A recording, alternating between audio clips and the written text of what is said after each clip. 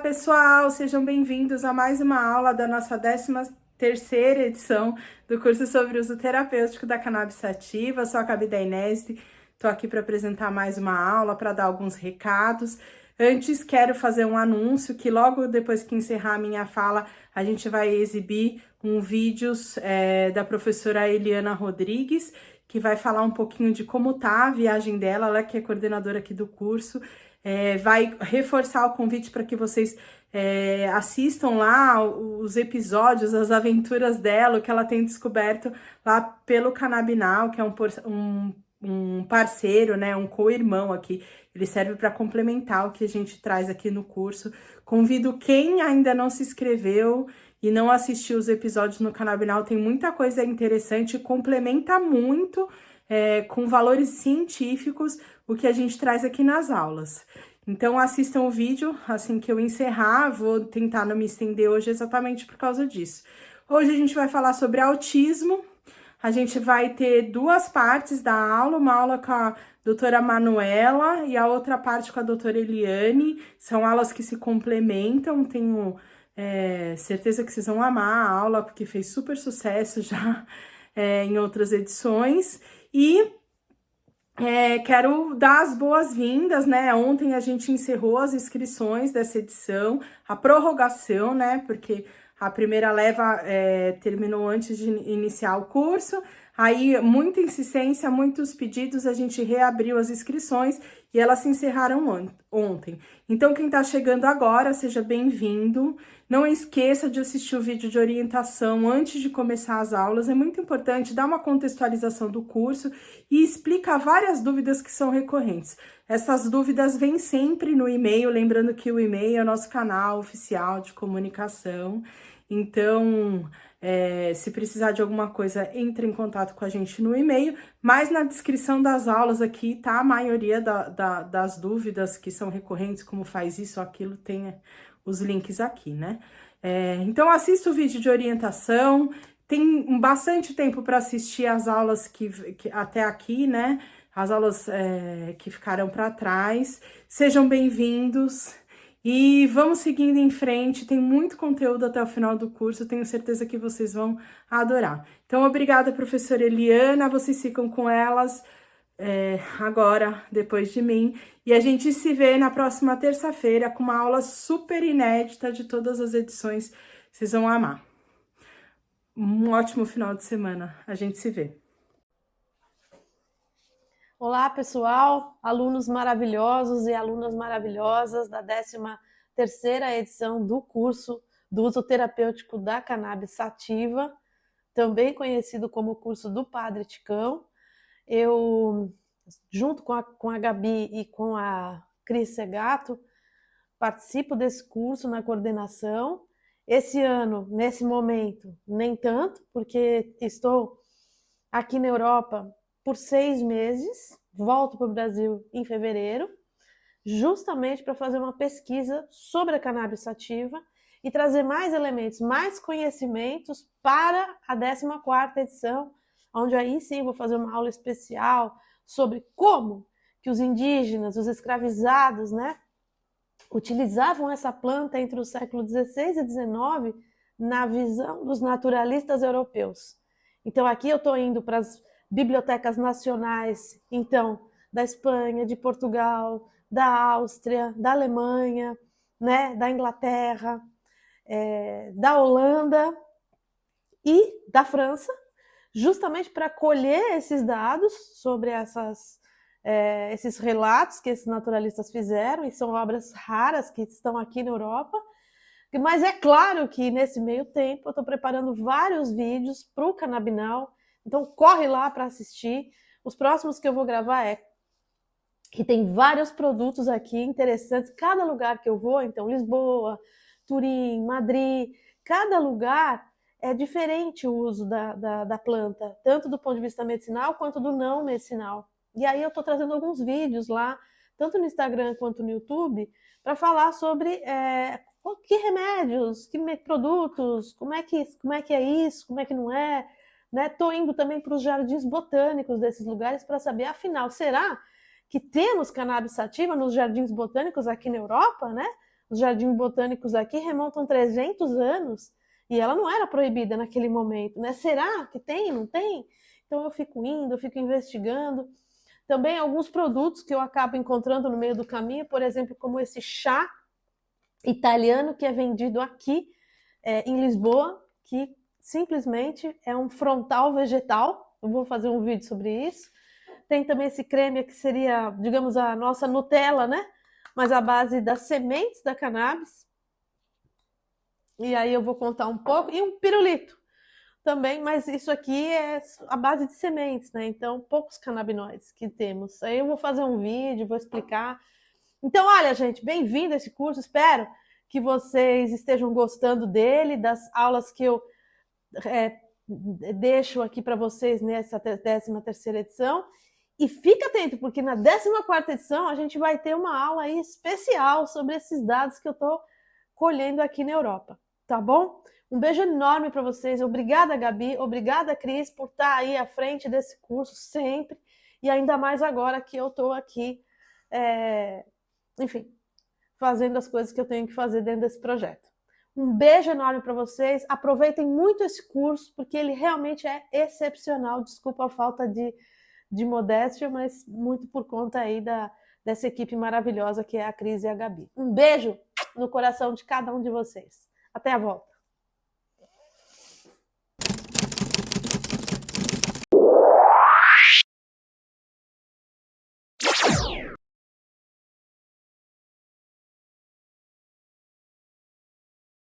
Bem-vindos ao curso do Padre Ticão, da Unifesp. Esse que é um curso maravilhoso, gratuito, para que todas as pessoas possam estar assistindo no YouTube e também os alunos cursistas estarem recebendo depois um certificado.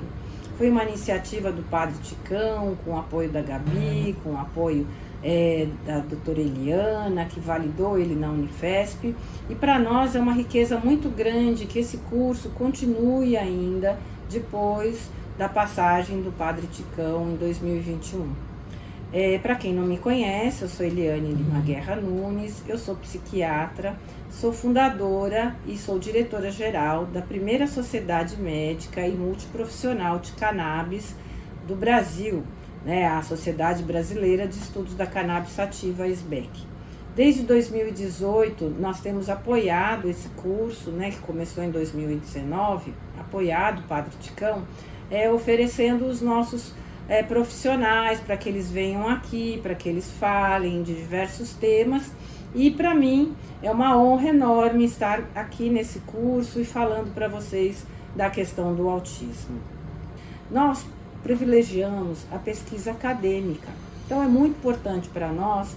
E o nosso projeto Mães Jardineiras, a fase 1, ela se encerrou em 2023, quando a gente conseguiu aí validar o óleo de uma mãe. Para nós foi muito interessante, foi muito importante, porque a gente pôde mostrar, não só para a academia, mas também no Profissão Repórter, essa vivência que a gente teve.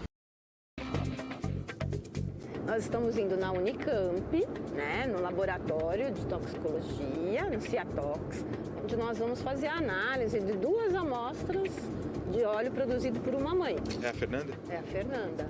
É um remédio, né? Então você tem toda essa preocupação de realmente você tá fazendo certo. Será que as concentrações estão ali, né? Eu acho que é para mostrar para a comunidade científica que a gente é capaz de produzir óleos com qualidade, mesmo fazendo em casa artesanalmente. Hoje a cannabis, do jeito que ela tá, ela é muito cara, né? Então a gente acredita que defendendo o cultivo doméstico, a gente está defendendo o acesso para todos. Eu trouxe 2 óleos da Fernanda. O que você vai analisar aí? Aqui eu vou analisar os canabinoides, para os médicos saberem o que eles estão prescrevendo para esses pacientes, se está certo, se dá para mudar a dosagem.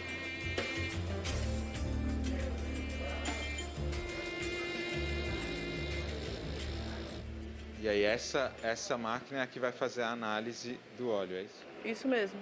É importante que você tenha o controle de qualidade, porque no final da história é um medicamento. É algo que está sendo utilizado para um fim terapêutico, para obter um benefício terapêutico. Então, quanto mais controle você tiver sobre isso, quanto melhor você padronizar esse medicamento que está sendo utilizado, melhor vai ser o benefício para o paciente. Esse aqui é o resultado da análise do óleo da Fernanda também, é isso? Exatamente. Estamos muito felizes, porque para essa criança a gente já chegou no óleo que ela precisa.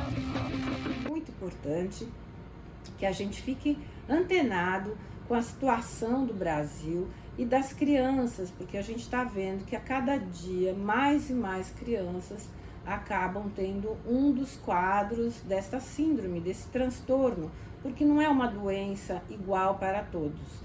Tem vários tipos, né? Por isso que a gente fala em autismos, né? Vários tipos de patologia, não tem só uma, e de diversas causas, que é o que eu vou estar falando para vocês agora. Para nós, que somos médicos, né, profissionais de saúde, a gente sempre quer, precisa até fazer a classificação das doenças, né? Então, a gente vê que foi modificado a classificação do autismo, e isso gerou mais diagnósticos. Antes ele era feito de uma forma, agora ele é feito de outra. E isso também, como as pessoas estão mais atentas e pelos problemas que a gente está enfrentando, especialmente da questão climática, da questão dos agrotóxicos, a gente teve muito mais problema. Então hoje a gente sabe que tem muito mais crianças afetadas do que antes. Antes eram muito poucas, né? Então aqui em 2014, para vocês terem uma ideia, a gente tinha uma em cada 48 meninos, né? Ou uma em cada 68 crianças. E agora, mais recente, a gente vê que já tem em torno de 36. É lógico que a gente que está no Brasil sabe muito bem que nas salas de aula tem mais de uma criança afetada, né? Se a gente pensar numa sala de aula com 30 alunos. Então essa conta não fecha, né? Então uma coisa é o que a gente vê de incidência, daquilo que está documentado, e outra coisa é a realidade. Então hoje a gente tem certeza que tem muito mais crianças, especialmente aqui no Brasil, do que essas cifras, do que essa incidência, esse controle das doenças acaba nos falando. Então aumentou muito a prevalência, né, do autismo na infância. Isso não tem como negar, e assim isso é muito importante. Os levantamentos são oportunos, porque eles dão uma foto, mas é uma foto sempre atrasada, né? Então eu vou estar aqui colocando alguns slides, depois vocês podem estar dando uma olhada, né? Para que a aula não seja tão cansativa. Mas é isso, é alarmante a prevalência da questão do autismo. E aí a gente está vendo, vocês estão vendo, as mães estão vendo, que tem muita criança autista. E criança autista vai ser adulto autista. Então, nós teríamos que estarmos preparados para acolher eles nos CAPs adultos ou um CAP específico para a questão do autismo. Então, é muito importante essa classificação. Eu coloquei aqui para vocês entenderem que hoje a gente se baseia o diagnóstico em torno da comunicação, da linguagem, das estereotipias, né? E a gente vê também como a criança se comporta no meio social, se ela faz contato visual, se ela não faz, se ela fica brincando com a mão, né? Então tem vários níveis de autismo e tem várias sintomatologias, mas em geral ela é feita aos 2 a 4 anos de idade. E aí é uma novela para todas as famílias conseguir esse diagnóstico, porque não existe, primeiro, a preparação para esse problema. Segundo, os pediatras que geralmente cuidam das crianças, as crianças estão desassistidas, porque muitas vezes não tem os psiquiatras e os pediatras preparados. E levar uma criança de 3 anos num psiquiatra e um neurologista pode ser um grande desafio por conta da demanda, né?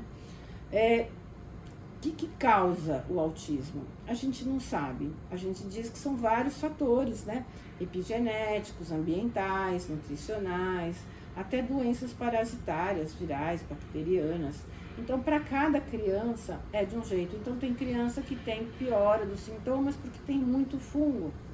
Então, tem que fazer um tratamento intestinal para poder não ter esse problema. Então, a gente teria que estar esmiuçando, e geralmente seria o pediatra para fazer esse tipo de abordagem.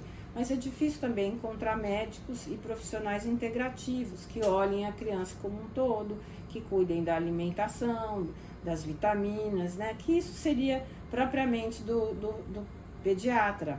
Mas nem o pediatra, nem o psiquiatra está preparado, por exemplo, para dar cannabis. Por isso que a gente está aqui, primeiro para estimular as famílias com as dicas, e segundo para os profissionais de saúde, né? Quiçá os médicos e os pediatras e psiquiatras possam estar conosco, se sentirem com dificuldade de fazer diagnóstico, estarem acompanhando vários cursos que hoje já estão sendo desenvolvidos pela nossa entidade e por outros equipamentos e pesquisas. Uma coisa que para mim chama bastante atenção, que eu acho que assim a gente tem que ficar atento, né, principalmente meninos, é quando a criança não fala, né? Quando a criança não tatua. Então as mães, elas percebem que tem dificuldade, atraso, né, no desenvolvimento da criança. Então isso também é um índice para a gente ficar atento. Mas em geral as crianças vão para a escola, e é na escola, na creche, que isso é absorvido, né? Que isso é observado, e de uma certa forma a gente consegue aí começar então essa trilha, esse caminho longo até o diagnóstico. Infelizmente, né, a gente vê que não existe nenhum medicamento hoje que tem uma evidência clássica para a questão do autismo, né? Então, cada profissional, ele acaba adotando um tipo de medicamento. E a gente vê que as crianças estão chegando, principalmente ao nível de 10 anos, com muita medicação. Às vezes até 5 classes de medicamentos, né? Os antipsicóticos, os calmantes, os antidepressivos, às vezes até antipertensivos, né? Então isso acaba fazendo com que a criança, ao longo do tempo, desenvolva síndromes metabólicas, ou seja, ela engorda, ela pode desenvolver ginecomastia, né? Que é o crescimento das mamas. Então acaba tendo problemas como se ela fosse um gordo diabético, né? Isso com 10 anos. E para nós isso também é muito preocupante, né? Muitas pessoas me perguntam, né, por que isso acontece? Então a gente diz que são causas ambientais, pode ser causas genéticas, pode ser problemas gastrointestinais, como a gente tinha comentado, das parasitoses. Pode ser problemas, síndromes neurológicas, né? As crianças nascem com alterações genéticas que levam a sintomas e comportamentos autísticos, e aí vem o diagnóstico antes de fazer o mapeamento genético, porque é caro, né? Então acaba fazendo um diagnóstico por observação, tanto das mães, quanto dos professores, quanto dos vários profissionais que passaram, porque não tem como fazer diagnóstico, ele é absolutamente clínico, né? E depois a gente vai para os caminhos para tentar ver de qual especificidade tem, né? Se é genético, se é intoxicação, se são causas parasitárias e por aí vai. A gente sempre fala, né, da importância, né, da gente fazer um trabalho, principalmente para todo mundo, não é só para as crianças autistas, mas quem tem patologia crônica, tratar o intestino, né? Então as pessoas me perguntam, mas o que tem a ver intestino com autismo? A gente percebe sim que as crianças autistas, elas têm intestino solto, intestino preso, ou seja, elas têm o que a gente chama de disbiose, que é um desbalanceamento das bactérias, né, intestinais. Então, elas podem estar aí interferindo no desenvolvimento, porque tudo do nosso sistema nervoso, do nosso corpo, ele é processado no intestino através da nossa alimentação, que é a matéria, vamos dizer, para essa transformação. Depois ela vai para o fígado. Então, esses dois órgãos, tanto o intestino quanto o fígado, são muito importantes nessa relação que a gente fala do trato gastrointestinal e o cérebro. Uma pessoa que não evacua, a gente brinca, né? Fala que é uma pessoa cheia de fezes, enfesada. Mas não é à toa, né? Se a gente está falando isso, é porque realmente isso é muito comum nas crianças. Então, existem trabalhos científicos que mostram que as crianças que conseguem fazer uma dieta sem leite, sem glúten e com pouco açúcar ou nada de açúcar, elas têm muito mais saúde do que crianças que comem de tudo, porque elas desenvolvem, algumas já têm de base, assim, algumas alergias, né, corantes, acidulantes, tudo que tem no fast food. E quando você também faz o uso do glúten, o glúten é que nem a cola, né, uma colinha de farinha, ela faz uma película no intestino e isso também causa desbiose, porque ali fica alojado várias bactérias e fica desbalanceado.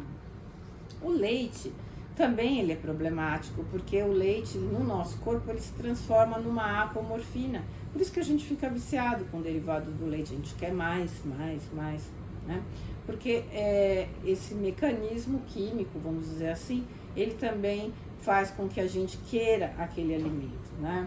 Então é muito importante que a gente possa estar revendo, e 30% das crianças melhoram só com isso, com essa técnica, né? Vamos dizer, de fazer uma dieta como se a criança fosse celíaca.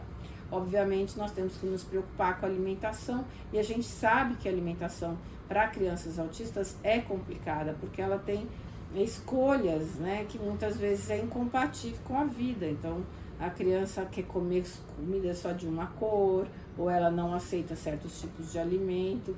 Então, as mães acabam tendo que fazer muita receita e muita manobra para poder que as crianças comam.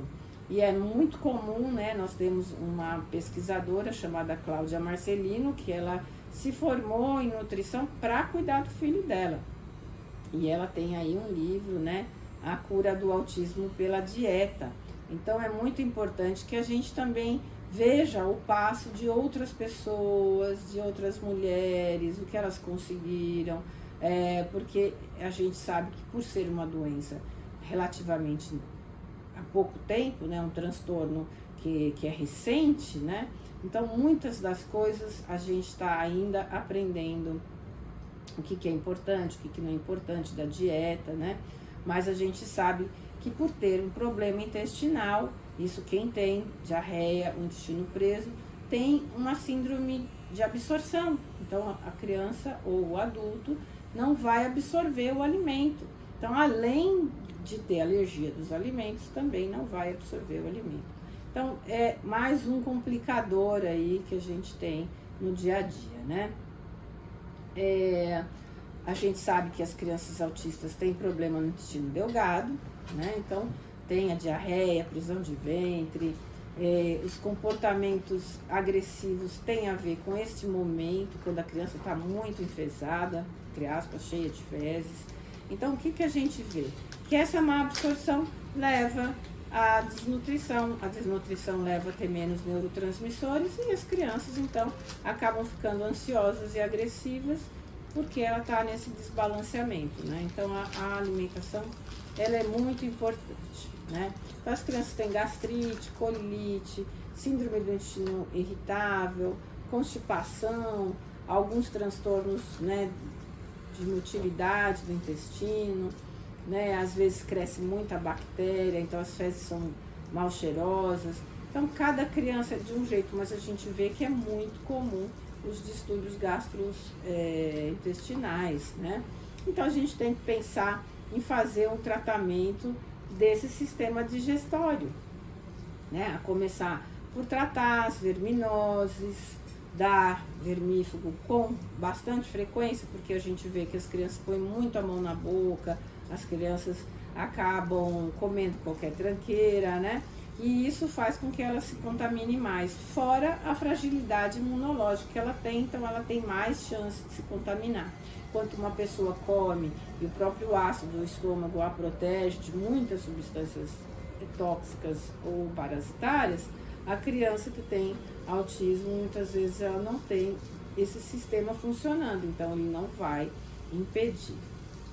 Então a conexão intestino-cérebro é muito importante no autismo, e isso faz com que a gente veja que é mais suscetíveis a alergias, é mais suscetíveis a outros problemas, né? porque seu intestino não funciona, o sistema imunológico também não funciona, porque não está fazendo aí a parte dele, né, que é absorver corretamente os nutrientes para o corpo fazer a defesa. Então, o primeiro pilar aí é tratar com a dieta, não tem como, né? Então, repito de novo, é uma dieta sem leite, sem glúten, sem açúcar. Sei que é bem difícil, então a gente pode ir por etapas, né?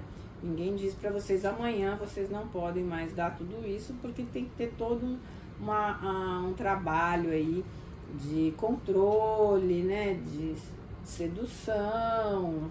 A gente tem que ter uma comida boa para toda a família, porque se a criança vê que tá tendo batata frita lá, ela quer ir lá comer batata frita, né? Então, se toda a família tá comendo pizza, ela vai querer ir lá comer a pizza, a não ser que a pizza seja feita com farinha de arroz e não tenha queijo, por exemplo. Então, aí dá tudo certo, né? Então, a gente tem que aprender a fazer essas adaptações. Como eu disse, cada pessoa é diferente, né? Então, essa é a grande questão. Se a criança só come 3 tipos de alimentos, como mudar? Essa é a grande pergunta, né?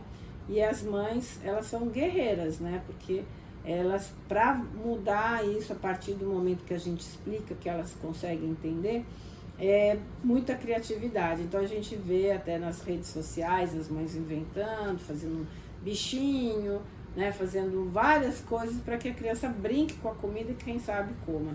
Mas a gente sempre fala para deixar ofertado, especialmente na altura que ela possa enxergar e pegar ali com uma autonomia. Porque é muito importante que a gente estimule ela a ter fome e ir lá buscar a sua comida, e a comida de preferência crua, como as frutas, né?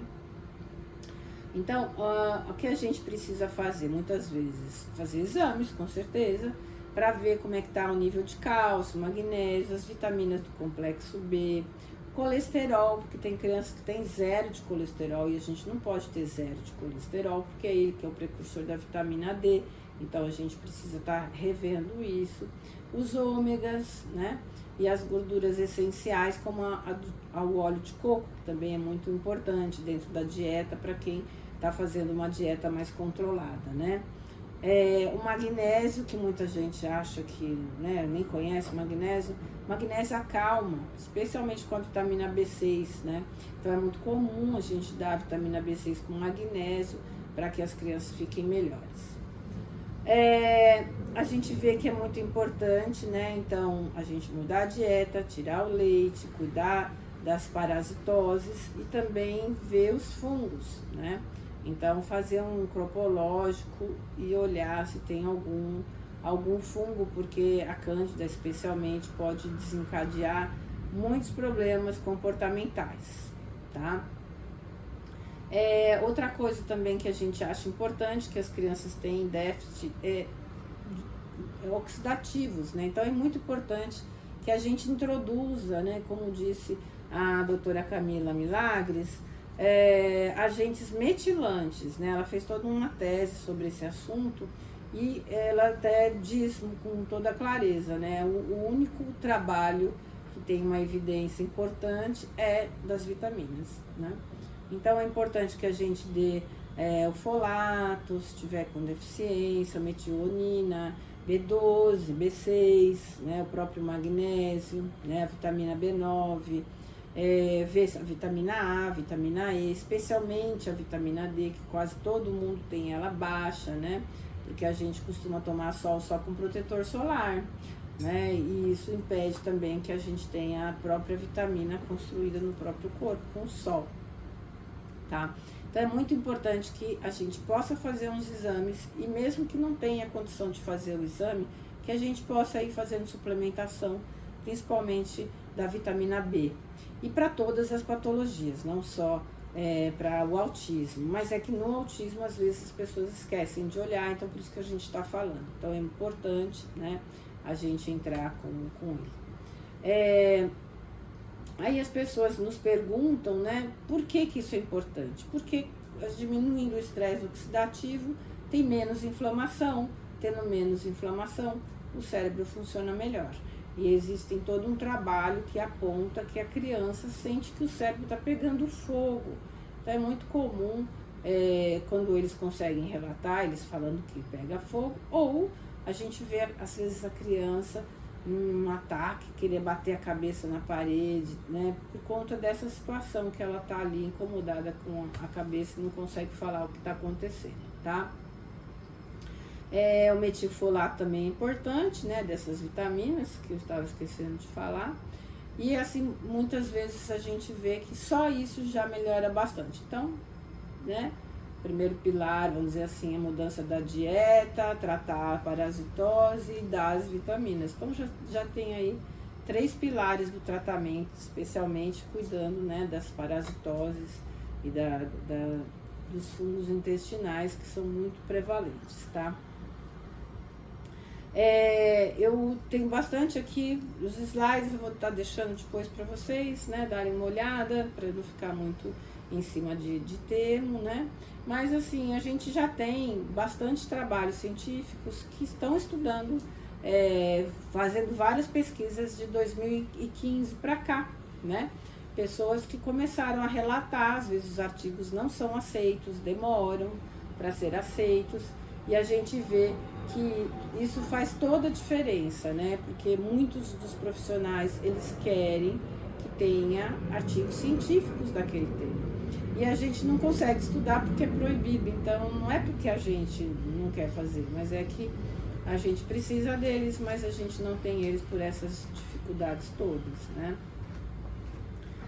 No Brasil, eu quero lembrar, né, do Dr. Carlini, que começou os seus estudos com pessoas epiléticas. Ele fez um trabalho científico que já validou para muitas pessoas esse uso, né? Mas infelizmente o que a gente viu é que não foi, né, naquele momento ele não conseguiu convencer os pares, né, os profissionais, a Anvisa, para que a gente pudesse ter validado aquela pesquisa da epilepsia, porque se a gente tratasse epiléticos com a cannabis, a gente já diminuiria bastante a demanda que hoje a gente tem, porque a qualidade de vida é tudo, né? Em 2014 também, através do trabalho do Renato, ele fala, né, de como a cannabis poderia melhorar a epilepsia e também o autismo, porque ele tinha um filho, né, com problemas, então ele viveu na pele e estudou. E eu sempre falo que assim, a gente faz por amor ou por dor, ou porque quer muito estudar o assunto. Então hoje nós temos muita gente querendo estudar o assunto, independente de ter ou não ter professores para orientar nas faculdades, né? Mas antigamente não tinha isso, então as pessoas tinham muito medo. E aí elas só se dedicavam se elas tinham uma causa mesmo familiar, um paciente, um doente, né? Mas o que a gente vê no dia a dia é que as pessoas que entram para a causa são as pessoas que estão ou doentes ou tem alguém na família doente. Então esse é o estímulo, né? É pela dor de ver o outro sofrer que a gente entra na causa. Então, estou só justificando aí o trabalho, né, do colega que está em outros trabalhos também, e o interesse, né? No meu caso foi pela questão, né, do nosso trabalho, né, do dia a dia. No caso eu tinha familiares também que tinha câncer, né? Então a gente usava a cannabis para melhorar a qualidade de vida. Bom, de 2017 para cá, vários estudos começaram, né? Então eu quero colocar o mais importante, que foi do Dr. Adi Aram, né? Ele começou a levantar, assim, tipo, relato de casos, de vários casos. Depois ele fez um estudo muito importante do autismo em 2017, 2018, onde ele mostrou, né, com todas as evidências, a importância da cannabis para o tratamento de autismo. E aí, logo em seguida, veio o trabalho do Dr. Mechulam, também desse tema, né? E o próprio trabalho dele, onde ele mostrava os avanços, né, que pessoas com o uso da cannabis tinha, da regressão, né, dos seus sintomas. Então, eles acompanharam 188 pacientes, né, com TEA, e observaram que eles melhoraram bastante, né? Então, eles tinham bastantes transtornos e viram principalmente que melhorou a insônia, agitação, né? com uma dose pequena e não tão grande de canabidiol, que eles fizeram basicamente com óleos, com já, vamos dizer assim, purificados, né, ou broad, né, que a gente diz que são com poucos elementos aí da própria cannabis, né. Fizeram acompanhamento após um mês também, para ver se se mantinha, e só 8 pacientes, 4,2, interrompeu, o restante quis continuar, e foi muito importante o tratamento, tá, deles. Então eu vejo assim que cada pesquisa que nesse momento, quando não tinha nenhuma, apareceu, modificou totalmente aí o universo, né? Então são pesquisas que vocês podem, quem quiser aprofundar, eu vou deixar aqui a referência, né, os slides, vocês podem dar uma olhadinha um pouquinho mais. Depois dessas experiências, né, a gente viu que a gente teve outras, principalmente aqui, como eu comecei a contar, do professor Estácio, né, que hoje ele é professor da carreira de medicina lá da Universidade Federal da Paraíba, mas quando ele era aluno de doutorado, então ele fez essa pesquisa apenas com crianças de 5 a 11 anos e com óleo artesanal da Abras, por isso que eu digo que ela é a primeira do mundo mesmo, né, porque antes dela, com óleo artesanal, não tinha nenhuma. E ele conseguiu validar, né, com melhora dos sintomas, porque o que a gente viu no dia a dia, o que a gente vê no dia a dia, é que os pacientes melhoram globalmente, mas eles, na pesquisa científica, quiseram detalhar e ver o que mais melhorava. Então, na própria pesquisa do Adiran, ele fala, né, que o óleo artesanal foi ligeiramente superior ao óleo full, né, mas que os dois foram muito bons. E eles foram superior ao óleo que é o óleo, vamos dizer assim, purificado. Mas todos eles evoluíram super bem. Então isso não é propriamente pouca coisa. Então eles deram um passo inicial, né, para dizer, olha, a cannabis melhora muito, muito, muito, tá? Eu vou deixar para vocês os dados da pesquisa também do Estácio, né, porque como ele é o primeiro duplo cego randomizado de autista com a idade de 5 a 12 anos, com óleo artesanal e da Abras, então é uma raridade a gente ter trabalhos nesse sentido, né? Então ele usou um óleo 9:1, né, da Abras naquele momento, né, e baixíssimas doses. Então é muito importante, então, depois que vocês deem uma olhada, né, mas a proporção era 9:1 e o resultado foi muito bom, né? Porque a gente pôde observar que teve uma melhora significativa nos distúrbios da agitação psicomotora, né? Quando as crianças ficavam com ansiedade social ou realmente a ansiedade em casa, né? Então muitos desses sintomas eles desapareceram. A conclusão que se tira desse trabalho maravilhoso do Estácio é que o óleo artesanal ele deveria ser, na minha opinião, a primeira substância a ser utilizada para tentar tratar o autismo. Ou seja, com 1 ano, com 2 anos, se a gente pudesse dar um óleo de cannabis rico em CBD, a gente teria resultado, né? Então, a gente precisa construir essa evidência porque ainda se considera como pouco científico, como pouco estudado. E a gente sabe que isso é muito importante. Então, eu sempre gosto de falar, né, para quem está começando o tratamento, a gente tem, às vezes, muita sede ao pote, mas é importante que a gente vá com microdoses, especialmente para pacientes iniciantes, né? Quando é adulto, já tomou alguma vez na vida, é diferente, mas criança pequena, às vezes com 2 anos, a gente vai bem devagar, de gota em gota, de 2 em 2 gotas, dependendo da concentração aí do produto, né? Então, as microdoses para todos os iniciantes e ajustar a cada 3 a 5 dias, né? Então, se a criança está evoluindo bem, demora um pouquinho.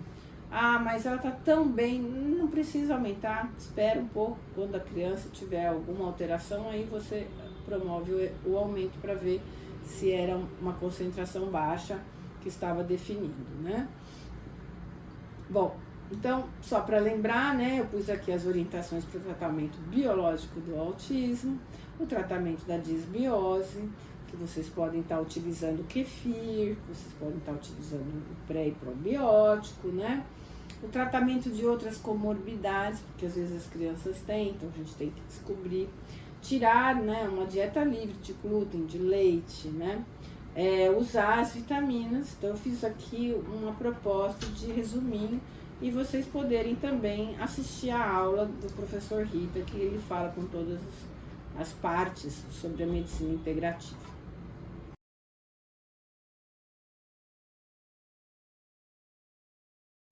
Olá, eu sou Estefânia, mãe e tia atípica de 2 pacientes que usam cannabis medicinal e aluna do projeto Mães Jardineiras.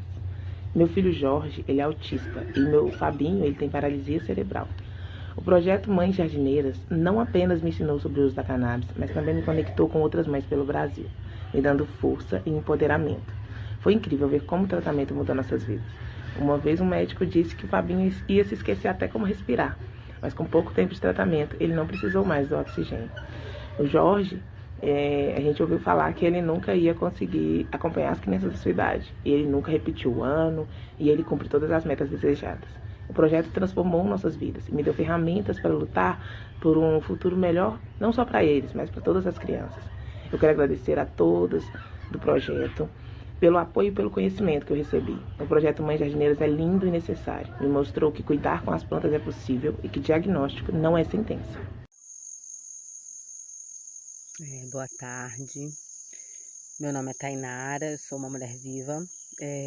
Eu vim hoje agradecer, né, a oportunidade que o projeto Mães Jardineiras me deu uma ferramenta para que eu pudesse alcançar mais uma autonomia na minha vida, né, onde eu pudesse adquirir o conhecimento e tendo conhecimento, a gente se liberta, né?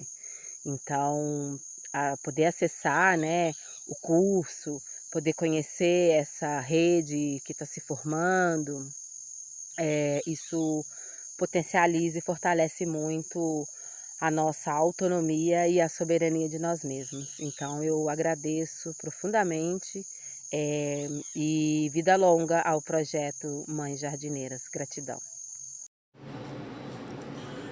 Bom dia, pessoal, tudo bem? Eu sou a Camila, mãe do Theo Lorenzo, TEA nível 2 de suporte, né, Theo? Eu gostaria de falar sobre o efeito do óleo, que me surpreendeu bastante, tem me dado bastante resultado. Não foi fácil a gente ajustar as gotas, achar um óleo bom, que me traga uma segurança, uma certeza que realmente funciona, porque não é só a gente dar o óleo e achar que vai funcionar, não, é todo um conjunto, é o óleo, é terapias, os pais, são os profissionais, é tudo uma equipe que trabalha por detrás para fazer com que realmente funcione, dê certo, que traga uma qualidade de vida boa para o Theo, e eu vi que realmente funciona. Mas antes de eu dar o óleo pro Theo, eu estudei sobre o assunto, pesquisei, procurei, participo de congressos, de feiras, de evento, tudo relacionado ao seu consumo medicinal. E a partir daí eu comecei a dar pro Theo, procurei um especialista, ele me ajudou. Aí eu comecei a dar pro Theo e vi que funcionou e funciona e tem funcionado bastante.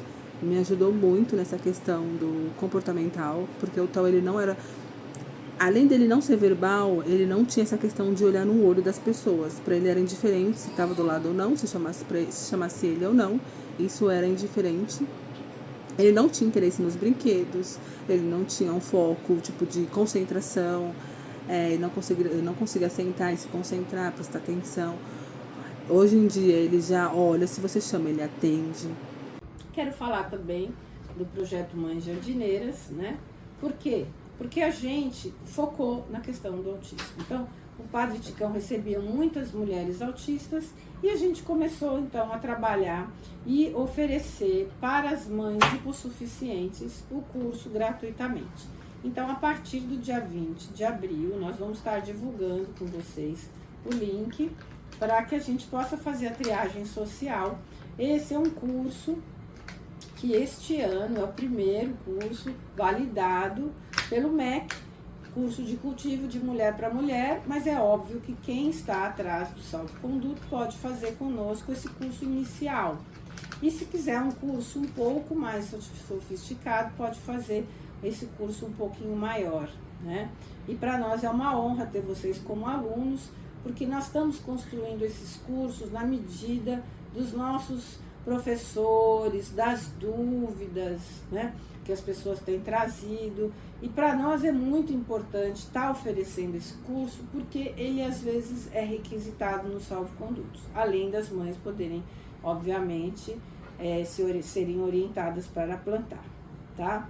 Nós temos excelência no aprendizado dentro da SBEC e nessa evolução desde 2018, nós desenvolvemos vários cursos modulares e hoje nós temos a pós-graduação de cannabis sativa e a pós-graduação de cannabis medicinal para os profissionais de saúde e cannabis sativa para todos os profissionais. Pensando um pouco com o Padre Ticão lá atrás, ele dizia que a gente precisava sim fazer uma pós-graduação que fizesse também a reparação social, a reparação histórica. Então a SBEC, desde o começo, ela oferece também cursos gratuitos, cursos com certificados para pessoas hipossuficientes. Então nós entendemos que assim que nós tivéssemos a oportunidade de fazer uma pós-graduação, a gente precisaria estar ajudando as associações. Então hoje nós já demos 20 bolsas para que associações pudessem enviar seus representantes e fazer esse curso gratuitamente. Também demos bolsas para hipossuficientes, mas como somos uma associação sem fins lucrativos e ainda não temos nenhum apoio, nem de emenda parlamentar, nem de outras situações, né, nós vivemos e sobrevivemos dos nossos cursos. Então é muito importante que eu tenha esse espaço aqui para estar falando também da importância de que vocês entrem nas associações, sejam associados e colaborem, porque quem hoje oferece o óleo no Brasil são as associações. E lá atrás, com o Padre Ticão, para quem participou da primeira, da segunda e da terceira turma, que foi presencial, viveu um momento histórico. E nesses tempos, o Padre Ticão orientava as mães que tinham dificuldades, aquelas que tinham mais aptidão, para fazerem um medicamento na sua própria casa, plantassem. Então, nesse movimento, surgiu aí a ideia, né, na própria SBEC, para fortalecer o meu trabalho, para fortalecer todo esse trabalho que o Padre Ticão estava fazendo, a gente dá suporte e cursos de cultivo para mulheres, feito por mulheres.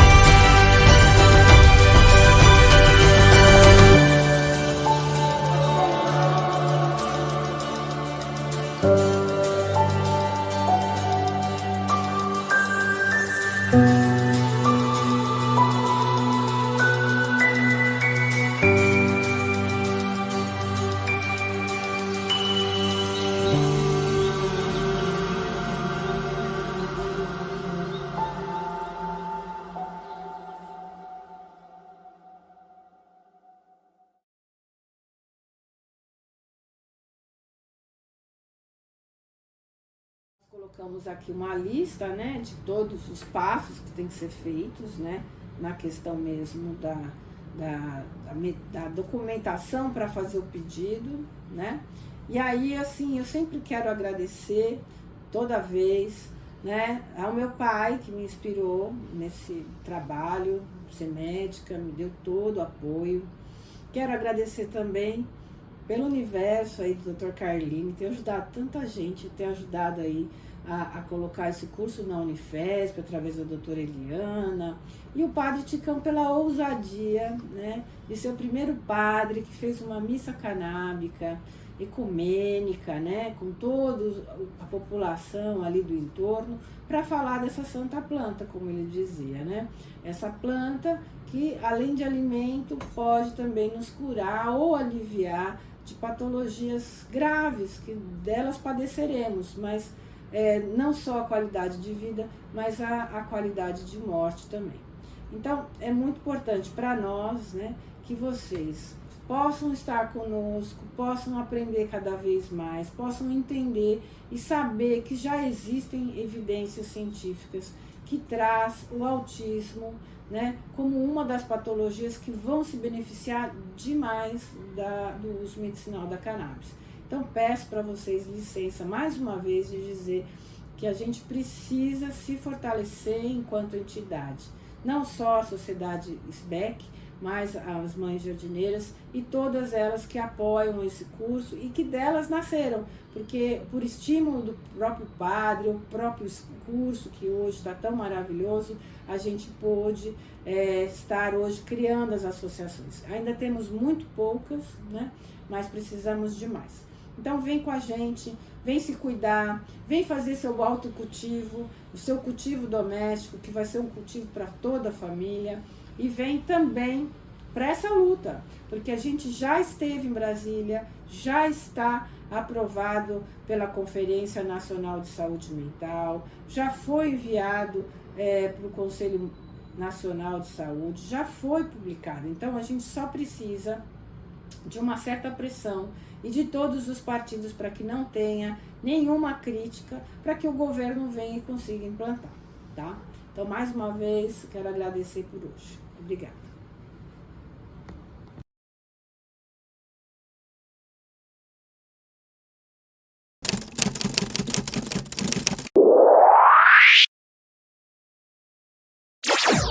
Boa tarde a todos e todas, sou Manuela Rissaê, sou médica, prescritora de cannabis, atuo no SUS, em pronto atendimento, mais especificamente na periferia da Zona Leste de São Paulo, né?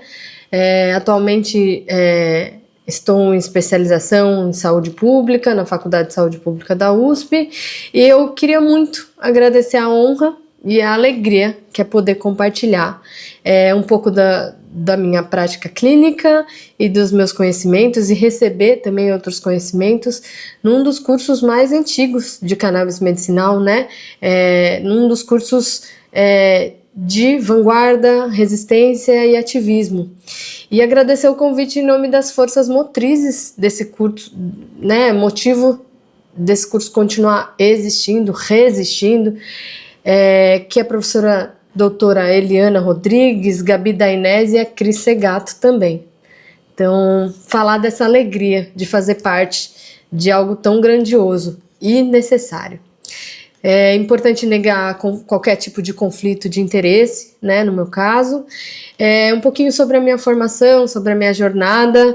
Eu fiz graduação em medicina na Universidade 9 de Julho, em São Paulo. Me formei no ano de 2021, né? Fiz uma pós-graduação em urgências e emergências pediátricas no Instituto Israelita de Pesquisa Albert Einstein.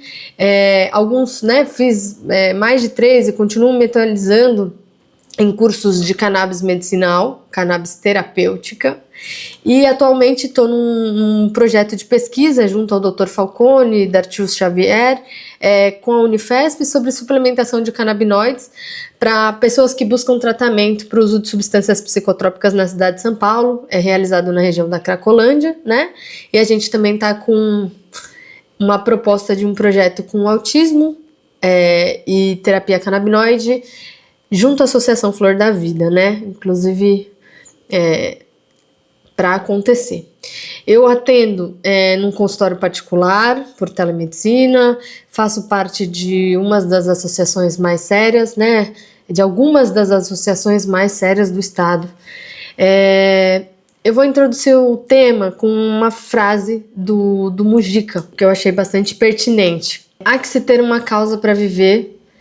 Isso não quer dizer que essa causa seja a transformação da sociedade em que se vive. Pode ser a pintura, pode ser a poesia, pode ser a novela, pode ser uma arte, tocar um instrumento, mas tem que ser algo a que você, particularmente, além da luta pela vida, te comova e te comprometa. Porque senão, para que se vive? Para pagar conta? Para a vida, há que se inventar uma causa. E aí quando eu falo da aula de cannabis e desse tema tão sensível, que é o autismo, eu falo um pouco também desse motor do porquê viver e por que minha profissão faz sentido nesse momento. Então, um pouco dessa colocação do Pepe Mujica, ele me traz o que é o meu motor, tanto para minha profissão quanto para mim, enquanto ser humano, né? Acho que vale lembrar que o Pepe Mujica é o ex-presidente do Uruguai, que foi o primeiro país do mundo a legalizar o cultivo e a venda de cannabis. Tem um vídeo aqui que eu queria introduzir. A gente fez uma roda de conversas com as mães, né? Com as mães. Eu atendi os filhos dessas mães, que são da periferia da Zona Leste de São Paulo, né? E ainda continuo dando esse suporte. E aí eu queria introduzir esse vídeo para a gente pensar um pouquinho, né? Ele traz um pouquinho de várias coisas das quais a gente vai acabar tratando.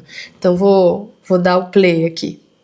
Eu fiquei da onde que vem essa falta de informação? Da onde que... Aí fui perguntar pra outra, aí fui perguntando.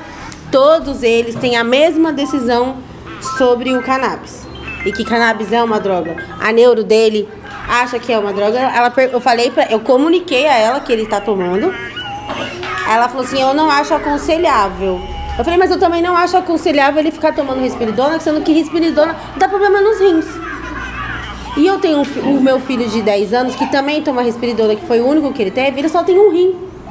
Com 3 anos ele teve que tirar porque ele teve um tumor no rim. Ele teve 3 paradas durante a cirurgia. O meu de 10 anos. E pra mim também é uma droga. E eu tô dando. Aí ainda falei pra ela, vamos fazer assim? Então, se as duas são uma droga, a droga que ganhar primeiro eu fico. Falei, pronto, vamos fazer uma... Ainda falei pra ela, vamos fazer uma corrida para neuro dele. A droga que ganhar eu fico. Se risperidona ganhar eu fico. E se a droga da maconha, que é como você fala, ganhar, eu tiro o risperidona e fico com a maconha. Vamos ver. Aí eu ainda falei pra ela, ela falou assim, mas você... Aí ela falou desse jeito pra mim, você vai pôr sua conta em risco? Eu falei, vou, porque é a vida do meu filho. Eu tô colocando a vida dele em risco dando risperidona. Ele toma risperidona e toma um outro que a mãe falou ali que eu esqueci o nome. Que ele tem que tomar 2 de manhã. Ela queria que eu desse 1 de manhã, 1 à tarde e 1 à noite. Eu fiz isso um dia. Ele não abriu o olho, ele dormiu o dia inteiro. Ele chegou na escola assim. Eu falei, não. Eu falei, literalmente é uma droga o remédio, porque meu filho tá ficando drogado com isso. No primeiro foi o Nelepitil que ele deu, eu chorava. Eu dava chorando. Ele ficava o dia inteiro capotado. E ele dormindo de um lado e eu de um outro chorando. E minha mãe, que eu brinco que é Deus no céu e os netos dela na terra, chorando de outro lado, porque ela falava, ele não vai acordar, vê se ele tá respirando, pelo amor de Deus. Da primeira vez que ele tomou Nelepitil, ele dormiu 1 dia e meio. Ele tinha só 3 anos quando ele começou a tomar o Nelepitil. E dormiu 1 dia e meio. Aí eu falei, não, pelo amor de Deus. Aí por isso que eu não acreditei assim quando ele falou que era uma droga. Porque se é uma coisa assim, da medicina, e que todos sabem que é, porque dificultam tanto pra gente? Sabe, por que só a gente não pode? Por que só você não pode? Porque a gente vê muita reportagem na TV. Ai, fulano traz os Estados Unidos, ciclano traz não sei da onde. Bom, se fulano que tem dinheiro traz os Estados Unidos, é porque é uma coisa boa, não é uma coisa ruim. Ele tem dinheiro, ele não ia dar uma coisa ruim pro filho dele. Só que pra gente, não. pra gente, igual você falou, não serve, não dá, não pode, é tudo assim. Verdade, a gente acha que a gente precisa de profissionais capacitados, tanto na UBS quanto no CAPS, para ajudar a gente, porque assim, a maioria dos profissionais que têm uma capacitação para estar atendendo nossas crianças são particular, só que é fora da nossa realidade. A gente não consegue estar pagando por mês uma terapia que ele precisa toda semana. Não tenho condição de levar meu filho no psiquiatra uma vez por mês particular. Não tenho condição de levar meu filho na fono, que ele não fala, 3 vezes na semana para pagar particular. Não tenho condição. E a gente não tem no SUS, não tem no CAPS. Ele passa no CAPS uma vez por semana, isso vai ajudar ele. Pode ajudar um pouco, mas não vai resolver o problema dele. E assim, a gente não tem quem nos ajude, a gente não tem quem olhe pra gente. O governo não quer saber, bota lá no canto e esconde que essa é uma minoria. E que não é mais minoria. Que tem tantas crianças aí. Agora, antigamente, a gente acho que deveria ter sim criança do aspecto autista, mas a gente não sabia porque não era falado, não vinha na televisão. Hoje a gente vê na televisão falando sobre isso, a gente não sabia o que era. Eu vim saber depois que eu entrei nessa realidade. Então, assim, a gente precisa de conhecimento, as pessoas precisam de conhecimento, precisam de empatia, precisam olhar pra gente, porque a gente existe, a gente está aqui. É interessante o que esse vídeo traz, né, na voz dessas mulheres, falando um pouquinho desse choque entre o tratamento alopático convencional, né, com psicotrópicos um pouco mais, com efeitos colaterais mais expressivos, né, sobre a questão do acesso, sobre a questão dessas mulheres estarem na periferia, mas maconha, cannabis é bom ou ruim, né? É difícil o acesso ou é fácil? Depende. Você está levando seu filho no Hospital Albert Einstein, no Sírio-Libanês, você está no SUS, aonde você está? Né? Quais são os efeitos colaterais? Como que é esse tratamento? Como que é a resistência ou não, a aceitação por parte dos médicos? Então, só entrando agora na questão, aí eu vou deixar em aberto porque a gente vai tentando abarcar isso ao longo da nossa conversa. Em relação ao autismo entre si, acho que vale a pena a gente tratar um pouquinho da questão da semântica, né? Muitas vezes a gente vê os profissionais que trabalham com autismo ou não, dizendo a criança autista. Quando a gente fala criança autista, né, tem esse termo e tem a criança com autismo. Quando a gente fala da criança autista, eu acho que a gente pode pecar um pouquinho por tarjar a criança com a doença, algo que a gente faz muito às vezes quando fala, esse paciente ele é cardiopata, esse paciente ele é diabético, esse paciente, né, o paciente é a doença. E aí a gente apaga toda a subjetividade da criança. Então aquela criança, ela não é aquela doença, ela não é aquele sofrimento, ela não é... Não, aquela criança ela tem sonhos, habilidades muito únicas, tem um jeitinho, tem as suas dores, suas alegrias, e é por isso acho que é importante tratar esse paciente com o termo criança com autismo. Então, aquela criança ela tem autismo, né, que não é uma doença, é um transtorno. Então ela tem autismo e para além do autismo ela tem muitas outras coisas, né? Então por isso que eu prefiro optar pelo termo sempre criança com autismo. Às vezes escapa uma coisa ou outra, tudo, mas a gente tomar esse cuidado eu acho que é importante, ainda mais dizendo respeito em relação à criança, né? A gente reduzir aquela criança a um termo, a uma doença. Então a gente estigmatiza muito, coloca num lugar muito engessado e muito estreito, curto, né? O autismo, acho que vale ressaltar que ele não é uma doença, são alterações e transtorno do neurodesenvolvimento infantil. No DSM-5, que é o 5º manual do Diagnóstico Estatístico de Transtornos Mentais, a gente tem, para diagnóstico de TEA, alguns parâmetros para nos nortear. São déficits persistentes na comunicação social, na interação social e padrões repetitivos, né, e restritos de comportamento, interesse ou atividades, que geralmente vêm de forma muito precoce no desenvolvimento da criança e provoca prejuízo significativo no funcionamento social dessa criança. Importante a gente dizer que quando a gente fala de autismo, a gente não fala no autismo leve ou no autismo grave. Minha vizinha tem um filho, a gente ouve muito isso. Minha vizinha tem um filho com autismo, mas nem parece ter autismo, é um autismo super leve. Ou não, outra vizinha tem um sofrimento importante, tem um autismo grave. A gente não fala dessa forma, porque a gente evita falar, né? Porque não existe autismo, né? Se a gente estivesse referindo ao quê? A uma percepção de sofrimento. Às vezes a criança, ela precisa de mais auxílio e, né, e tá mais amparada, e às vezes ela precisa de menos auxílio, mas o sofrimento dela é considerável. A gente não pode comparar níveis de sofrimentos familiares ou do paciente. Então o que a gente diz são, né, a gente estratifica os níveis de suporte dessa criança. Tem o nível de suporte 1, nível de suporte 2, nível de suporte 3, né? Sendo o nível de suporte 1 uma autonomia maior em relação às atividades cotidianas, um comprometimento menor, né, em relação à organização e planejamento em relação à criança, e o nível de suporte 3, onde a gente tem um comprometimento maior em relação ao comportamento, né, em relação às esferas de funções e habilidades da criança, com dificuldade extrema em lidar com mudança, mudar foco ou ação, mais ou menos isso, né? Os sinais de alerta que possivelmente podem sinalizar a questão do diagnóstico precoce do autismo são contato visual mais empobrecido, né? Sorriso social ausente ou muito pobre, a criança não atender pelo nome, você chama e ela não olha. Pouco engajamento sociocomunicativo, ausência de troca de turno na comunicação, fixação por alguns objetos. Várias mães chegam no consultório e dizem, olha, doutora, ele gosta de caminhão. Aí ele empilha um caminhão atrás do outro, aí só fala de caminhão.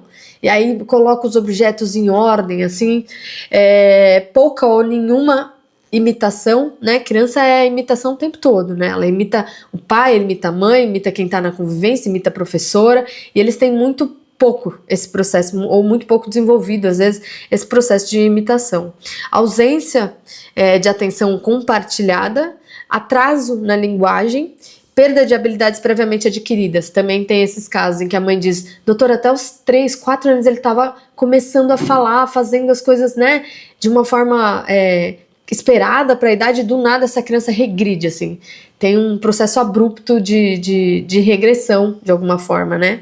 Ou de perda mesmo das habilidades. Importante também dizer que o autismo, ele envolve múltiplas questões, muitas a serem estudadas e entendidas, e algumas outras de forma muito gerais, que a gente entende que contribuem para a questão do autismo, da causa do autismo. São questões, sendo elas questões genéticas e ambientais, né, para além de outras. As questões genéticas, por exemplo, muitas das vezes a gente tem uma criança com autismo, mas a gente tem uma doença de base mesmo. A gente tem uma síndrome associada. Por exemplo, a síndrome do X frágil. Aí a criança tem um autismo, né, conjunto. E também a forma como o ambiente interfere nesses outros processos, né, da formação da criança, como, por exemplo, níveis importantes de agrotóxico, pesticida, metais pesados ingeridos diariamente, contribuindo para o processo neuroinflamatório, causando, né, que causam danos constantes aos pacientes. Aqui acho que vale a pena eu fazer até uma homenagem ao professor Dr. Vinícius Barbosa, que é o coordenador do Núcleo de Cannabis do Sírio-Libanês, que é um psiquiatra, né, infantil muito renomado e que sempre está debatendo essas questões, né, que me abriu os olhos para essas questões do ambiente, né, dessas questões dos agrotóxicos, pesticidas, o que está todo dia na mesa, por que está, né, por que tantos casos, por que aumentou essa incidência, né, para além da prevalência da questão do autismo. Então, de estar sempre pensando e buscando, assim, gostaria até de agradecer, né, por abrir e ampliar meu olhar. Obrigada, professor Dr. Vinícius Barbosa. No diagnóstico na criança especificamente, né, e aí eu falo mais da criança porque o maior número meu de pacientes com autismo, a esmagadora maioria é de crianças. Então, o diagnóstico ele é sempre feito por equipe multi. Então, vai ter o médico, que pode ser o neuro ou o psiquiatra, vai ter o psicólogo, né? Vai ter terapia ocupacional, enfim, vão ter vários profissionais contribuindo para esse olhar para a gente fechar um diagnóstico na criança. Você fechar um diagnóstico na infância é muita responsabilidade, né? Exige um olhar muito delicado e sensível para que a gente não cometa ali nenhum erro de engessar, de tarjar, né? Uma criança que ou às vezes apenas tem as suas peculiaridades ou realmente se encaixa num nível, né, de sofrimento ou de padrão em que a gente possa colocá-la, né, assim, numa caixinha, porque acaba que o diagnóstico ele se encaixa numa caixinha. Apesar de ser uma caixinha, às vezes ele é muito libertador, porque às vezes a gente entende aquela criança ela tá com desenvolvimento diferente, ela tá apresentando algumas coisas que às vezes a mãe e o pai não entendem, e quando tem o diagnóstico aí fica mais fácil entender, tá bom, agora com o diagnóstico para onde a gente caminha? Como vai ser o tratamento, como é que vai ser, né? Como vai ser o encaminhamento, né? Como é que a gente faz agora? Então, acho que é isso. Alguns termos não necessariamente representam essa limitação, mas sim, na verdade, muitas vezes para as famílias que buscam diagnóstico, às vezes durante anos, assim, e anos mesmo, assim, porque eu tenho mães do SUS, por exemplo, que eu atendo os filhos com autismo e que elas falam, doutora, eu tô atrás desse laudo, desse documento, de um nome para o meu filho, já faz mais de 2 anos, né? Em relação ao tratamento, a gente não trata o autismo não é uma doença, mais uma vez, importante reforçar, mas a gente medica os sintomas-alvo, os sintomas principais, geralmente auto e heteroagressão, ou seja, auto, quando o paciente, a criança se bate a cabeça na parede, se corta, se morde, né, e a heteroagressividade, que é quando ela agride o outro, agride a mãe, agride o pai, agride os amigos na escola, ansiedade, depressão, insônia, né, a seletividade alimentar. A gente usa, geralmente, a prática clínica convencional, né, psiquiatras, neuros, no tratamento do autismo, usa-se os antipsicóticos, antidepressivos, psicoestimulantes, como a Ritalina, né, em caso de TDAH. Risperidona é um dos mais utilizados, né, e até, na verdade, embasados hoje, para que se use na criança que tenha o diagnóstico de autismo e que tenha um determinado perfil, né? Um dos contrapontos, né, alguns dos contrapontos em relação à risperidona é a tolerância, que geralmente as mães chegam e falam, olha, doutora, meu filho estava indo super mal, a gente introduziu a risperidona, ele começou a ir muito bem, mas aí passou um determinado momento, parecia que não fazia efeito, então teve que aumentar a dose, aumentar, então você começa a ter que aumentar a dose para ter o mesmo efeito de antes ou um efeito abaixo do esperado. Então às vezes o paciente entra com uma dose X, né, melhora expressivamente, aí depois meio que fica num platô, assim, e aí ele fica com 3 vezes aquela dose depois, né, porque tem que ter o ajuste, e aí você vai buscando mais benefício e esse benefício não chega. Então as crianças às vezes estão com o triplo de uma dose inicial e apresentando uma piora expressiva, assim, dos sintomas. Tem também a risperidona, ela está associada a problemas metabólicos, né, como resistência à insulina, aumento de colesterol. Então, assim, não é um remédio, assim, como todos os remédios, ele não passa ileso, ainda mais no corpo de uma criança, né? A gente entra e aí a gente vai manejando os efeitos colaterais. Isso causa muitas vezes essa polifarmácia no paciente com autismo. Paciente com 2, 3, às vezes mais que 3 remédios psicotrópicos associados, né, e, entre outros remédios. Não se sabe ao certo os mecanismos de ação de diversos psicotrópicos citados no organismo infantil. Então, né, pesquisas estão sendo feitas, algumas outras são referências, mas assim, parte esmagadora dos psicotrópicos a que essas crianças estão submetidas, se não todos os psicotrópicos, eles não foram produzidos considerando a fisiologia da criança. Aqui vale ressaltar uma máxima da medicina: a criança, o corpo da criança não é a de um adulto pequeno. Não é porque essa criança ela pesa 1/4 de um adulto que eu vou cortar aquele remédio em 4 e dar aquela dosagem de 1/4 que vai funcionar bem, né? Ela tem uma fisiologia, um funcionamento do corpo, de metabolização muito próprio. né? A gente, na maioria das vezes, o que acontece é que a gente está adaptando remédios pensados para a fisiologia do corpo adulto, do cérebro adulto, né? Sem comprovação de segurança para a infância, e a gente está adaptando essas doses, simplesmente pela falta de opções reais e respeitosas que resolvam os distúrbios ou as questões dessas crianças, né? E aí a gente rebola para dar conta dos efeitos colaterais. Em relação também ao tratamento, a gente pensa nas redes oferecidas pelo SUS, pelo Estado. E aí eu tô falando mais desse perfil da população que eu atendo, que são pessoas vindo, né, pelo SUS e não no consultório particular. Aí a história muda brutalmente, assim, né, pro bem, né, geralmente. Porque aí as estruturas estão mais amparadas, né, enfim. Tem os centros especializados em reabilitação, que são o SER, né, e os CAPs, que são o Centro de Atenção Psicossocial Infantil. Na parte teórica, é importante que a gente tenha, na parte simbólica também, que a gente tenha esses centros fornecidos pelo Estado. Porque é o Estado dizendo, tem lugar para você aqui, vem que eu acolho, né? Mas, na prática, na realidade, acabam às vezes sendo lugares de muito sofrimento para essa família e para esse paciente. Porque são lugares que os profissionais não estão preparados, atualizados o suficiente para lidar com as especificidades da criança com autismo e dos sofrimentos familiares e do sofrimento do paciente, né?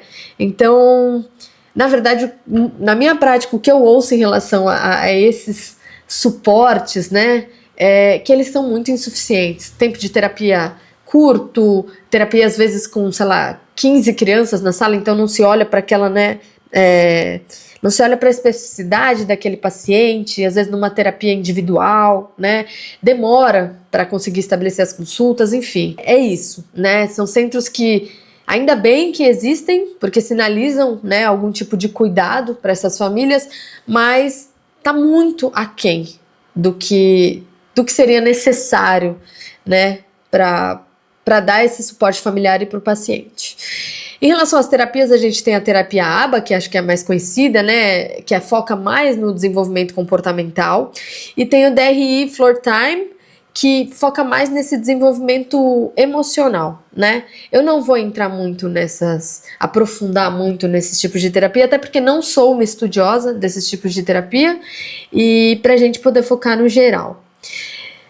Vamos lá, a gente falou do autismo, né, do tradicional, do convencional. Agora a gente vai falar da proposta do autismo relacionado com tratamento com cannabis, né? Aqui eu vou colocar na tela algumas fotos, né, sobre... A gente tinha esse grupo de mães, né, com mais de 50 mães, mais de 50 crianças, acho que no final chegou até umas 100 mães ali no grupo, e aí elas iam compartilhando, até elas sempre deram essa, olha, doutora, pode levar se você for falar alguma palavra, por isso eu trago aqui, né, mas sempre tiro a identificação. Tem esse aqui, se vocês forem observar, tem, olha, doutor, ele falando, ele não falava nada. Aí eu pergunto, né, aí eu falei, ele não falava nada? Aí ela falou, não. Aí ela grava o filho falando, começando a verbalizar, né? Essa criança, se eu não me engano, ela tinha uns 6 anos de idade, tá? Aí uma manda o áudio falando, o Arthur não verbal, falando que me ama. Então o filho não falava, e ela grava o filho falando pela primeira vez, te amo. Esse outro aqui do lado, ela fala, esse é meu Pedro, quase não se comunicava, era muito difícil. Aí elas gravam vídeos, compartilham, né, trocam dúvida umas das outras, a gente vai interagindo por lá. Uma mãe compartilha aqui, cada palavra uma vitória, meu filho nunca falou nada, nem água sabe falar, vai fazer 5 anos hoje e ele acordou falando o nome dele. Aí tem outro aqui embaixo. Bom dia, com muita felicidade venho compartilhar com vocês. Comecei a dar o remédio pro Aquiles desde sábado passado, porém não tinha visto muito resultado. Mas desde sexta pra cá ele ficou muito bem, porque coloquei certinho debaixo da língua e vi que ficou mais calmo. Passou a chorar e se bater menos. Então aqui a gente pensa em várias coisas, né? Essa questão do ajuste de dose, né? Olha, às vezes a criança tem uma seletividade alimentar, então tem dificuldade de deixar o remédio embaixo da língua, e quando ele faz ajuste de dose muda também a eficiência do remédio, de como ele age, né? qual que é o impacto para uma mãe ver o filho chorando menos irritado, né, não tá mais se batendo. Então, da gente ganhando essas dimensões, assim, do que significa a gente entrar com remédios mais respeitosos e, nesse caso em que a gente trata aqui, com óleo de cannabis, né? Aí tem um outro recado de outra mãe aqui, eu me lembro dele há 1 mês e pouco, gritando e dando muito trabalho, tomando calmante à tarde. Fazia isso para ele não ter uma parada cardio, né? Agora, sem um dos psicotrópicos, ele tá mais calmo, mais feliz, tudo que eu esperava eu já tenho, né? Então, esses são um pouquinho, assim, né, do impacto da cannabis na vida dessas crianças e do seu lar, né, do entorno, da mãe, do pai, dos irmãos. Aqui tem um outro, né, tem nessa terceira parte aqui, tem, gente, meu filho tem seletividade alimentar. Meu marido acabou de me mandar uma mensagem que o Gael sentou na mesa para almoçar e comeu toda a comida. Ou de uma mãe ver o filho se alimentando do prato todo, né? Não só mais de leite, de coisas brancas, arroz. Boa tarde, Gael tá no 3º dia fazendo uso do óleo. Não sei se é cedo para comemorar, ele tinha várias crises ao decorrer do dia. E ontem ele não teve nenhuma, eu tô muito feliz, muito confiante, muito grata. Né? Então ela vai trazendo aqui. É isso. Em relação aos ganhos, é só um pouquinho do que essas mães com essas crianças vivem quando a gente introduz um remédio tão potente como o óleo de cannabis. Sobre esse sistema, entrando um pouquinho no SEC, sistema endocannabinoide, também eu não vou ficar me prolongando porque eu sei que o curso inteiro, né, vai trazer a questão do SEC. Isso vai ser debatido em vários cursos, de várias formas, mas só para pincelar um pouquinho aqui por cima, o sistema canabinoide, né, ele desempenha um papel importante na regulação de muitos processos fisiológicos, incluindo regulação metabólica, apetite, sistemas de recompensa, dor, movimento, crescimento ósseo e função imunológica. Essa frase, ela traz um pouquinho de... É engraçado, porque quando a gente fala de cannabis, parece um pouco que a gente né, parece assim, nossa, é bruxaria. Você vai tomar, serve pra tudo, toma, é maravilhoso. Mas por quê? Por que ele serve, aspas, pra tudo, né? Porque ele mexe num sistema central, sistema maestro, né, que rege a orquestra entre os outros órgãos e sistemas, fazendo com que essa dança aconteça no nosso corpo. Então não é bruxaria, é um sistema, a gente está mexendo num sistema ali central, que faz com que os outros órgãos e sistemas se conversem, e nisso a gente tem impacto nas funções basais do corpo: sono, fome, bem-estar, atenção, memória, né? Vale a pena a gente enfatizar um pouco disso, assim, para que não pareça... E também, acho que importante dizer que nada na natureza, né, ou das coisas sintéticas que criamos, serve para todos os corpos, para todas as condições, faz bem para todo mundo. Também a cannabis tem suas limitações. Às vezes a gente entra com óleo para a criança e às vezes a criança ou ela tem um quadro de não resposta, ou ela pode piorar. Então, dependendo do óleo, dependendo da composição, isso vale a pena a gente também trazer, né? Até para que se alinhe as expectativas. Esse é um tipo de coisa que a gente faz na consulta médica, né? Porque às vezes a mãe vem, já passou por uma jornada, e aqui eu digo mães, porque mais, assim, eu falo com segurança, mais de 95% dos responsáveis que trouxeram essas crianças com autismo em consulta, mais de 95% eram mães. Então, de forma geral, trazendo a questão dos depoimentos, trazendo essa questão do sistema endocannabinoide, quando a gente entra com a terapia canabinoide, a gente vê melhora expressiva geralmente nesses sintomas alvos, que são a hiperatividade, redução de problema de sono, né? Em relação à ansiedade e depressão também, amenizando, diminuindo, melhorando esses quadros, melhora na cognição, na sensibilidade sensorial, porque essas crianças elas sentem às vezes som, cor, luz de outra forma, de uma forma que agride, né? Melhora na atenção, na interação social e na linguagem, né? Que são ganhos muito, muito expressivos e esperados na maior parte dos pacientes que vêm. Melhora no quadro de autoagressão, de raiva, de inquietação, de agitação psicomotora, de irritabilidade e agressividade também. Aqui, assim, no próximo slide aqui, tô mostrando, né, mais ou menos aonde se localizam os sistemas receptores. Também eu sei que tem aulas diversas ao longo do curso em relação a isso. Então aqui eu não vou me prolongar. A gente tem os receptores endocannabinoides, né? O CB1 geralmente e expressivamente sistema nervoso central, o CB2 em células do sistema autoimune, né? Gastrointestinal. Em relação ao tratamento com cannabis, a gente fala sobretudo, né, majoritariamente do THC, tetraidrocannabinol, e do CBD, que é o canabidiol, para além de outros componentes da planta, que é canabigerol, THCA, THCV, canabinol. Aqui vale ressaltar que os outros componentes da planta, né, quando a gente pensa no efeito entorragem, no efeito comitiva, muitos dos estudos explicitam uma efetividade maior no tratamento da planta full spectrum, ou seja, o espectro completo, né?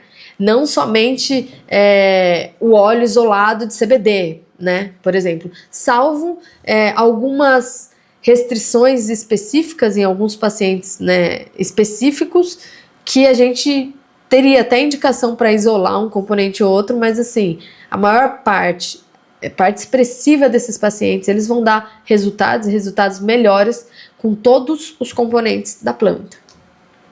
Em relação ao efeito entorragem, aqui também não vou me aprofundar, porque eu sei que ele vai ter ao longo do curso, ele é sendo tratado, né, por diversos profissionais aqui, tem o efeito comitiva, que é esse que a gente falou, de forma geral, né? A gente está falando de quanto mais próximo da planta, mais potente, mais a gente conserva as características e propriedades dessa planta. Quando a gente, né, os componentes entre si, eles se potencializam para fazer ação nos organismos, nos corpos, e quando a gente isola esses componentes, a gente tem um produto, uma eficiência menor, né, menos potente, com menos respostas. A gente tem os receptores CB1 e CB2, né, para receberem o que na verdade são componentes análogos às substâncias que a planta produz, né, que é a anandamida, que é análogo ao THC, e o 2-AG, que é análogo ao CBD. Em relação ao CBD, né, a gente esses benefícios, na verdade, eles conversam, eles se misturam muito. Mas em relação ao CBD, a gente pensa em características mais não euforizantes, né? Com uma propriedade neuroprotetora, imunomoduladora, anti-inflamatória, né? Propriedade analgésica, anticonvulsivante, né? Ela inibe, ela equilibra um pouco a ação do THC, né? Aumento de sono de manutenção, né? Que é aquele sono que não é alguns dos remédios, clonazepam, que as crianças tomam, etc., o diazepam, etc., eles induzem o sono, só que a criança não consegue manter, fazer a manutenção. O CBD não. Ele tem essa característica de manter o sono de manutenção, né? Que é muito importante para o desenvolvimento, para o neurodesenvolvimento, não só infantil, mas dos seres humanos de forma geral. Com o THC, a gente pensa num perfil mais analgésico, antiespasmódico, né? Um relaxante muscular, também com propriedades anti-inflamatórias, um antiemético potente, né? E estimulante de apetite e indutor de sono. Aqui, acho que vale a pena a gente dizer que uma criança com seletividade alimentar, que só come arroz, só come leite, só come alimentos brancos, por exemplo, né? Que não ingere uma proteína, né? Não ingere frutas, etc. Quando a gente entra com um THC bastante controlado, ela já pode ter benefícios, por exemplo, desse aumento de apetite, e essa seletividade alimentar, ela muda de característica, ou ela ameniza, ou ela, por vezes, pode regredir. Não existe dose tóxica de CBD registrada em estudos científicos, não há risco de overdose, nem risco de vida, né? O THC a gente precisa fazer um manejo mais fino e delicado, mas pensando em relação aos efeitos colaterais. Por exemplo, se eu passo de um determinado ponto, ao invés de eu deixar a criança mais focada, mais tranquila, eu posso, na verdade, deixar essa criança mais agitada. Então a gente precisa de um manejo muito mais delicado e controlado, né, em relação a alguns casos. Pensando no autismo como uma neuroinflamação crônica, né, o paciente está com o cérebro inflamado, e aí o cérebro fica comprometido em suas funções. A cannabis ela é uma neuroprotetora e neuromoduladora. Então ela vai diminuir a ação inflamatória, vai proteger de substâncias tóxicas do ambiente e a gente resulta num quadro, né, de menos sofrimento, de menos regressão ou avanço de alguns dos sintomas relativos ao autismo. Em relação às vias de administração, a gente tem o óleo, a gente tem, aí não para criança, tá? De forma geral, as vias de administração da cannabis, as vias possíveis. Isso para adulto, para, enfim. Tem o óleo, tem a forma vaporizada, que geralmente a gente usa em casos específicos para os adultos. Tem o spray nasal, por exemplo, para criança que tem o autismo e também apresenta epilepsia, né? Também convulsiona. A forma nasal, a absorção da mucosa, seja ela mucosa nasal, mucosa oral, ela é sempre mais rápida. Ela é uma forma mais rápida, ela tem uma forma mais rápida de ação. Tem as cápsulas, né? Tem os cremes e as pomadas. Crianças com processo inflamatório muito intenso no sistema gastrointestinal, que tem um benefício limitado do óleo, do tratamento com óleo. Por exemplo, quando elas fazem massoterapia com creme de cannabis, costumam ter excelentes resultados, né? Tem os supositórios também, e aí a gente pode pensar, por exemplo, num caso de endometriose, onde a gente vai usar um supositório, para além do tratamento com óleo. Tem os gummies, né, que são os comestíveis, as balinhas, para pacientes geralmente que apresentam alguma questão restritiva, né, de uso sublingual. E tem a forma fumada de combustão, né, geralmente um uso adulto, geralmente relacionado à forma recreativa. Ainda que a gente faça a reflexão de que essa forma recreativa, por fim, né, em última instância, ela diga, na verdade, respeito também, muitas vezes, ao uso medicinal, mas a gente também não vai aprofundar nessa reflexão aqui. Em relação à minha prática clínica, a prática clínica no sentido de, esse paciente chega no consultório, como é feito o manejo, né? Então, de forma geral, esse paciente chega no consultório e a coisa mais importante, a primeira coisa estabelecida é olho no olho, né? Escuta e observação. Então, eu deixo a mãe trazer as angústias, o pai, eu deixo a criança se expressar para entender também como que ela está se portando ali, né? Eu fico de olho, olhando a dinâmica da criança com a família, eu não intervenho. A criança tá lá, já quer pegar o objeto, não sei o que, eu não intervenho, eu fico olhando. E aí eu fico ouvindo o que os pais trazem, ou como a criança, né, interage ou não comigo e com os pais. Essa primeira coisa é muito importante pra gente conseguir entender o que a gente tem ali, né? A segunda, muito importante, é alinhar a expectativa. Essa família, ela tá vindo o quê? De uma longa e extensa jornada. O paciente está tomando 5 psicotrópicos, 5 remédios e ainda está batendo a cabeça na parede, agredindo a mãe, se agredindo, se mordendo, batendo nos amigos da escola. Então, muitas vezes essa família chega com uma expectativa muito alta do tratamento com cannabis. E aí eu pergunto, como que é a alimentação? Ah, doutora, só toma leite, só toma leite, só toma leite. Só come coisa amarela, né? Não come proteína. E aí, né, a gente precisa alinhar direitinho quais são as possibilidades da cannabis, né? A cannabis, como a doutora Carolina Nossetti, médica prescritora, né, vanguarda no tema diz, ela não pode ser a bala de prata. A gente não pode trazer o tratamento da cannabis como aquilo que vai salvar a vida daquela criança, daquela família. A gente precisa alinhar as expectativas, colocar o pé no chão e dizer, olha, precisa adequar a alimentação, essa criança ela precisa das terapias multidisciplinares, né, terapeuta ocupacional, a fono, né, nutricionista, vários outros profissionais, psicopedagoga, nos profissionais nas questões do cuidado, para que a gente possa almejar ali, né, um menor sofrimento, um melhor desenvolvimento, entre outras coisas. Por exemplo, tinha um paciente meu que estava com adaptação escolar, né, ele tinha ficado um tempão de férias, voltou, né, para a escola, que era algo que já com a idade dele, 6 anos de idade, as crianças já falam, já verbalizam, já fazem grupinhos, né, então às vezes isso pode representar o estresse para o paciente com autismo, que ele começa a ser identificado ali como uma criança diferente, isso pode causar um sofrimento para ele, né, essa criança ela tinha uma seletividade alimentar importante, E a mãe estava com questões de saúde também. A mãe estava com uma questão de uma diabetes descontrolada, descompensada, há muitos anos, estava com a visão comprometida por causa da diabetes. E aí a gente introduziu o óleo e essa mãe ela tinha percepção de que o óleo não estava funcionando para o filho dela. Todas as consultas eram, assim, bem desanimadoras, porque ele não melhora, e tinha todas essas questões satélites, que na verdade nem eram satélites, que poderiam ser uma questão central, né, da não resposta dessa criança, porque não é só entrar com cannabis, que aí o mundo vai mudar, a vida vai mudar, não, a gente tem muitas outras coisas a fazer.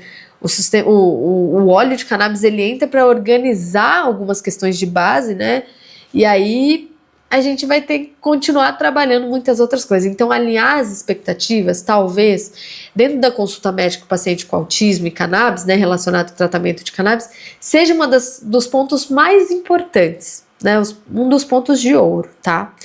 Aí, a maior parte dos pacientes, no meu consultório, por eu não ser psiquiatra e nem neurologista, eles já vêm, a maior parte não, né, a grande esmagadora, eles já vêm com diagnóstico e laudo. Né? Então eles já têm esse diagnóstico, já tem um acompanhamento prévio, ainda que esse acompanhamento no SUS seja muito lacunar, muito vago e insuficiente, né?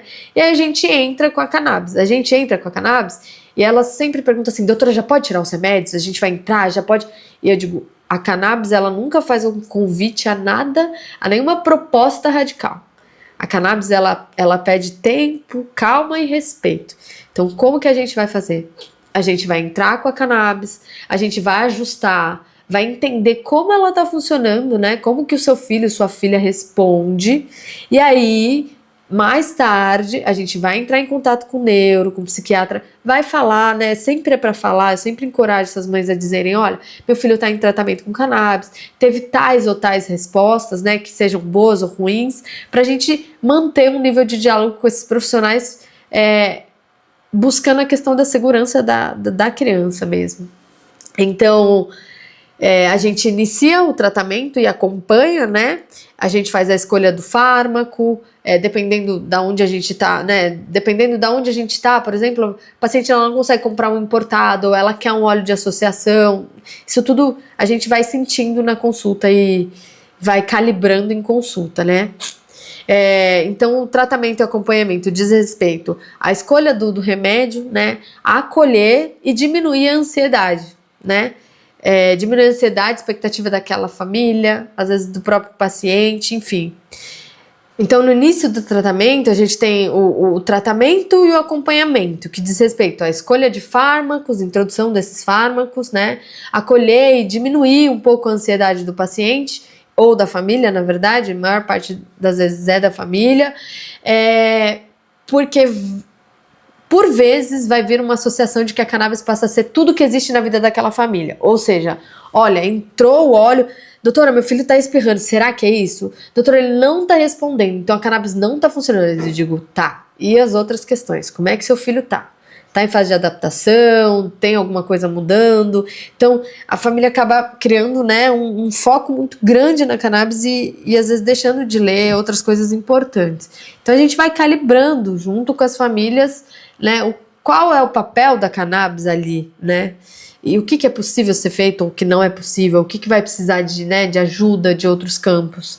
A gente inicia o tratamento com a cannabis e faz o reforço da necessidade de acompanhamento com o neuro e psiquiatra, no caso dessas crianças, faz a manutenção e a regulação, se necessário. Tem criança que começa com um determinado tipo de óleo a apresentar tolerância. Isso geralmente com a cannabis demora, tá? Mas pode acontecer. E nesses casos a gente tem que fazer um bom acompanhamento e a manutenção. Então tá, vamos trocar de óleo, por exemplo, né? Aqui no próximo slide a gente tem a curva de invertida, que eu sempre explico para os pacientes de diversas formas. Como que a cannabis funciona, né? A gente tem o efeito e a dosagem. A gente vai aumentando as doses aos poucos, né? Na terapia endocannabinoide de lei, a gente inicia com a menor dosagem e avança devagar, né? E aí a gente vai aumentando essa dosagem com as devidas orientações, até que a gente chega no ponto ótimo ali, né? Na curva do invertido, que seria o máximo de... Os receptores todos com seus ligantes, né? Se a gente passa ali a dosagem, né, dessa curva, se a gente vai aumentando, ali na parte dos efeitos a gente começa a ver que diminui ao invés de melhorar, né? Não é aquela coisa, quanto mais melhor. Então se eu der mais, ele tá indo bem. Então, se eu der mais óleo, ele vai melhor ainda? Não. Isso a gente tem que deixar muito claro, né? Porque às vezes se a gente der mais óleo, a gente passa desse ponto ótimo dessa curva, né, da associação do remédio, do quanto a criança associa o remédio, e aí a gente começa a ter efeitos colaterais, que pode ser sonolência, que às vezes é um efeito terapêutico, né, se esse paciente não dorme, pode ser tontura, dependendo do perfil do óleo, pode ser, ao invés de deixar a criança mais calma, ela fica mais agitada. Então, de forma geral, é assim que funciona, né, o óleo de cannabis no corpo, na verdade, dos seres humanos de forma geral. A gente pensa tanto no adulto quanto na criança, né?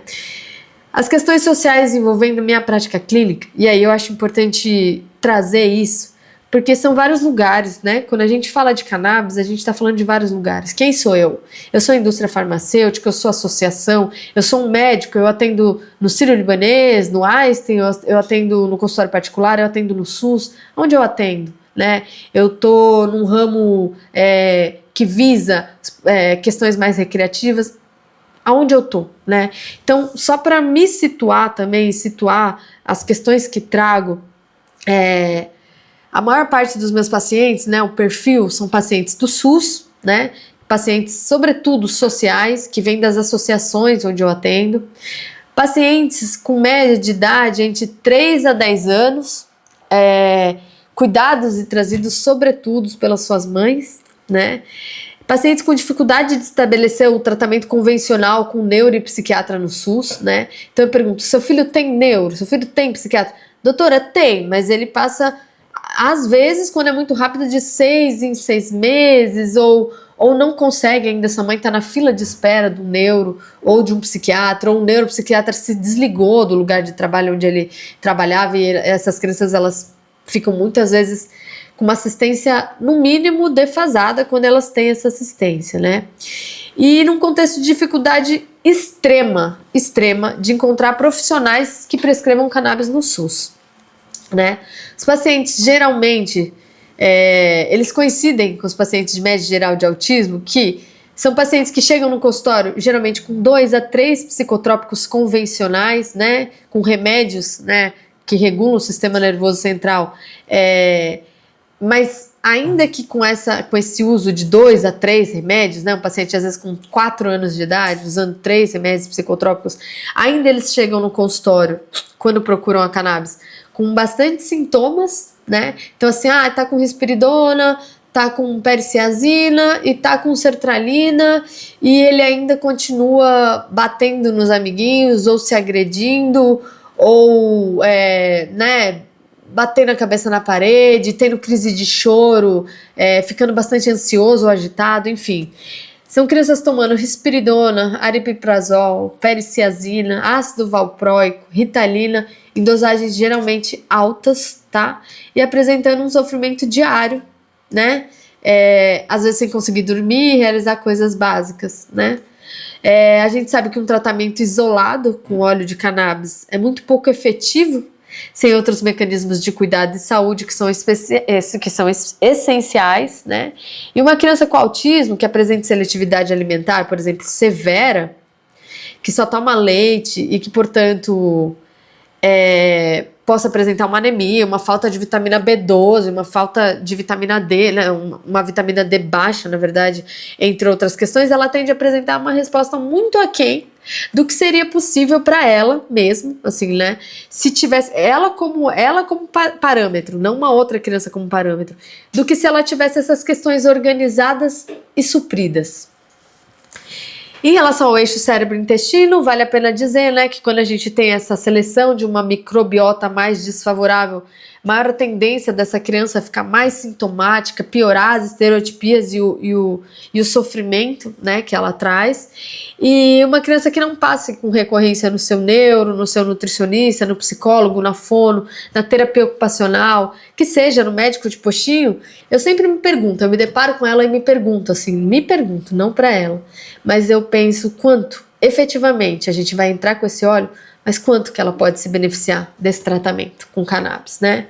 Outro ponto que eu sempre faço questão de deixar claro, é a importância da gente, por exemplo, médico prescritor de cannabis, se a gente não é um psiquiatra, um neuro, um médico prescritor de cannabis especialista, né, nessas duas áreas, assim, acho que sempre tem que dialogar com os médicos referência de cuidado dessas crianças, é essencial, né? Por vezes, a maior parte das vezes, ou se colocam contra o tratamento com cannabis, isso no SUS, tá? Isso é o que eu venho vivenciando, ou não se abrem para o diálogo, até, né, não tem conhecimento, ou enfim, eu não sei quais seriam os feedbacks, porque até hoje eu não tive nenhum. Mas são médicos que não se abrem tanto para o diálogo. Eu sempre vou lá e falo, ofereça meu telefone pro neuro, pro psiquiatra do seu filho, pra gente poder conversar. Até hoje nenhum deles a gente conseguiu conversar muito, porque até hoje nenhum entrou em contato. Eu tive, inclusive, oferecer o meu contato para esse diálogo com esses profissionais e sempre encorajo essas mães, esses pais a dizerem, vai lá e fala para o neuropsiquiatra do seu filho que o seu filho está usando óleo de cannabis. Vai lá e relata. Dormir assim, tá dormindo assado. Vai lá e relata as coisas boas, as coisas ruins que a senhora identifica, não esconde nada. Vai lá e vê, porque aí esses psiquiatras, esses neuros, os especialistas começam a diminuir essa dosagem de fármaco que eles estabeleceram no tratamento, né? E uma das consultas, interessante, eu perguntei como tinha sido o feedback do neuro. Falei, e aí, como é que foi? A senhora falou, né? Ao que a mãe me respondeu, o médico disse que se eu quisesse dar esse remédio pro meu filho, era mais fácil eu levar ele na biqueira. Então, assim, é uma frase que não sai da minha cabeça, é uma frase extremamente simbólica, né, do que essas mães passam no SUS e o reflexo da formação médica, né, em relação à cannabis no Brasil, que está extremamente aquém e atrasada.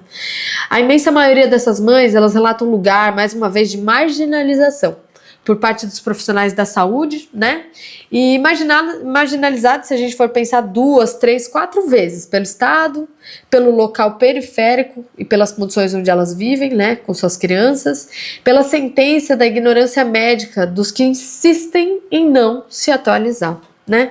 Algo interessante é que essas mães inicialmente trazem seus filhos e elas vêm num contexto de muita exaustão mental, física, enfim, algumas dessas mães elas iniciam o óleo para si mesmas, né, e aí vale aquela reflexão, quem cuida de quem cuida dessas crianças, né, quem está cuidando da rede de apoio, que na verdade muitas vezes elas nem têm, né, olhar para essas mulheres para além da maternidade atípica parece outro ponto urgente. Invariavelmente nas consultas as queixas das crianças se misturam com as queixas das mães, de modo quase que não dá para separar, para distinguir, né? E se a mãe vive um momento turbulento por alguma questão, você também consegue observar que a criança que estava mais estável, ela também entra em crise, né? Se a criança entra em crise, a vida da família para, as questões da mãe podem piorar, então são coisas interessantes para a gente olhar, para trabalhar junto, né? Depois que a gente inicia o tratamento, a gente começa a ouvir mais um pouquinho de como isso afetou essas crianças. E aí é uma fase mais de registro, de escuta, de sentir, eu acho que da minha parte, né? Para além da parte técnica. Alguma das frases que eu ouvi que eu não consigo esquecer, né? Doutora, meu filho falou eu te amo pela primeira vez. Meu filho comeu tudo que estava no prato pela primeira vez. Meu filho falou o nome da irmã pela primeira vez, e é a primeira vez que ele consegue frequentar a missa até o fim. O tratamento com óleo de cannabis, ele proporciona experiências que hoje eu tô quase certa dificilmente seriam possíveis com os psicotrópicos e tratamentos a que essas crianças estão sendo submetidas, pelo menos as crianças do SUS, as quais eu atendo. Imagina você sair de casa sempre armada, como mãe, ou sangrando, né? Para expor seu filho a um mundo não adaptado a ele. Com extrema poluição visual, com extrema poluição auditiva, né? Falta de estrutura básica nos atendimentos em saúde, né? Profissionais ou pessoas sem educação de olhar mesmo, de sensibilidade para entender, né, que aquilo não é uma birra de criança, que ela está em plena crise, em pleno sofrimento, né? Não há remédio e tratamento respeitoso suficientes para a maioria dessas crianças. Não há terapias suficientes cedidas pelo Estado. Isso para as famílias de baixa renda, né? Então essas são algumas das reflexões com as quais eu vou encaminhando essa nossa conversa e apresentação para o fim. Então eu vou deixar algumas sugestões de livros, assim, uma pincelada mesmo, porque tem muitos, né? A gente tem esse guia de prescrição de cannabis medicinal que me ajuda bastante na minha prática clínica. Tem o livro do Siddhartha, que Maconha, Cérebro e Saúde, né? Tem As Flores do Bem também, que acho que foi um dos últimos lançamentos dele. O professor Siddhartha, neurocientista Siddhartha Ribeiro, que fala bastante das questões oníricas, subjetivas, de sonhos, né, que permeiam os seres humanos e muitas vezes são mais importantes para a gente entender o paciente do que um guia meu de fisiologia, de anatomia, né, que eu tenha visto na faculdade. Deixei aqui algumas sugestões de filmes, né, Quebrando o Tabu, O Ilegal, A Vida Não Espera, que fala dessa luta das mães atípicas, né, para conseguir estabelecer lá no início o tratamento da cannabis, as dificuldades, né, para estabelecer esse tratamento com os filhos, e tem outros aqui também.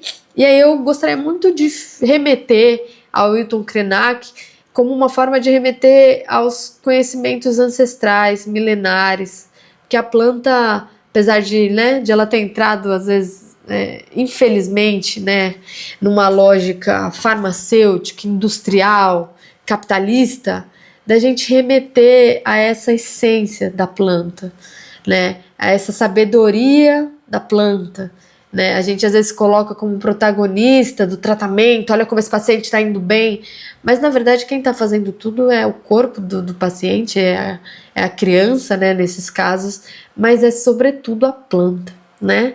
Então assim, o Ailton Krenak, ele traz uma frase pra gente ler a cannabis. A cannabis, ela é uma entidade que precisa ser tratada com respeito, numa relação colaborativa entre humanos e não humanos. É preciso aceitar que para muitos ela tem um efeito curativo, possibilitando viver com menos dor e desconforto. Para outros é uma busca pela transcendência, para outros estágios de consciência. Então, com essa frase da Ailton Krenak, eu me despeço agradecendo e reforçando da minha alegria de fazer parte, né, desse curso com profissionais ali, uma lista imensa de pessoas referências na área. Agradecer também os profissionais que vieram antes de mim, né, e por isso eu estou podendo prescrever hoje para uma criança com autismo. São profissionais que também, Dr. Vinícius Barbosa, doutora Carolina Nossetti, entre outros, que me ajudam a ampliar o olhar, o sentir em relação tanto ao tratamento com cannabis quanto com essas crianças, e também entender o contexto do SUS, né, como algo sempre mais dificultoso, etc. Agradecer os pacientes com suas famílias, que através dos seus olhares, das suas histórias de dor, de conquista, né, tem me auxiliado a ser a profissional que eu tenho sido e que, enfim, que eu possa melhorar através disso tudo. Então eu fico à disposição, estou deixando meu contato, né? Espero que tenham gostado da aula, da partilha, e fico à disposição para a gente poder bater papo, né? Trocar impressões, etc. Muito obrigado para você que até aqui teve paciência, disposição de assistir essa partilha.